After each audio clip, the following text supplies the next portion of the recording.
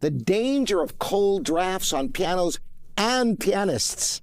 Everyone knows sunlight destroys pianos, but did you know that there's an invisible waterfall that ruins pianos placed near windows, even at night? And for us pianists, cold hands aren't just uncomfortable. There's a biological change that happens inside your knuckles that makes playing impossible. We're going to solve both these mysteries today.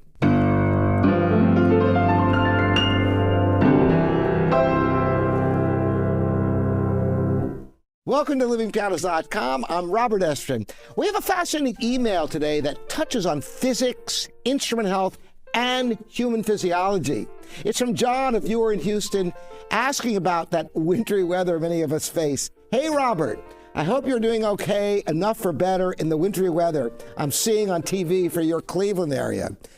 And believe me, getting used to Cleveland weather after living in Southern California for 20 years is quite an adjustment. But anyway, he goes on to say, what if you had a big glass display window at your store and a piano there getting cold air downdraft?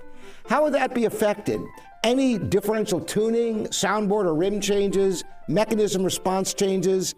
Our own listening ability, if we're colder too, our dexterity in playing? Best wishes, John. Well, all of the Beach Boys, we wish the pianos and us could be in San Diego now. I know the feeling. John used a word that is key to everything here, downdraft. We all love the look of a grand piano in a bay window. Here's the science. It comes down to convection. Glass is cold, warm air hits the glass, it cools instantly. Cool air is heavier, it sinks. The result? It creates a continuous cycle, convection current. It's literally a waterfall of cold air pouring over your piano 24/7.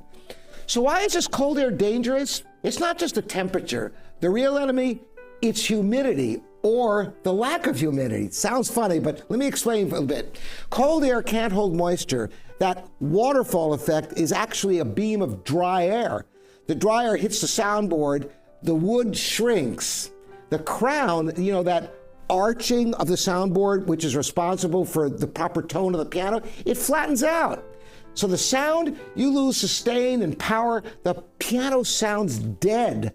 The window side of the piano is freezing dry. The room side is warm and humid. The soundboard kind of twists. It's a nightmare. The tuning doesn't just go flat, it goes chaotically out of tune. Now, you might wonder, what about the thousands of moving parts? You see, it doesn't stop there, huh? Pianos are wood, felt, and metal. Felt bushings are there wherever there's friction, and the felt reacts to the cold. They get hard and stiff. The result? The action feels sluggish. Do you ever notice that on your piano in the winter? The keys don't return as fast. It feels like you're fighting the instrument. Now, John also asked about, can we play well in the cold? We've all tried to play with cold hands, and it's a nightmare. Body shunts blood to the core, kind of in survival mode. Hands get cold. Interosseical muscles, the tiny muscles between fingers, stiffen up. So, if you're shivering, your focus is gone. You can't listen critically if your body is in distress. Remember, that invisible waterfall I mentioned at the beginning, it's real. The fix? Well, you could use heavy drapes, better yet, thermal curtains. The best thing is, move the piano. Do you have another room that maybe, it could work better in? Don't let the beauty of the window destroy the beauty of the tone of your piano. And that biological change in your knuckles, it's synovial fluid. This fluid lubricates your knuckles. In the cold, it becomes more viscous, I should say.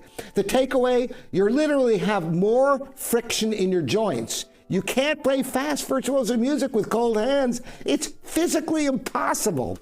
So here's a tip for you, and I've talked about this before.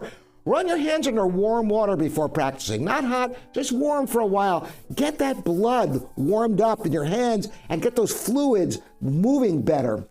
So that's a great question, John. And everybody keep your pianos warm and humidified and stay warm yourself. Thanks for joining me. I'm Robert Estrin here at livingpianos.com, your online piano resource.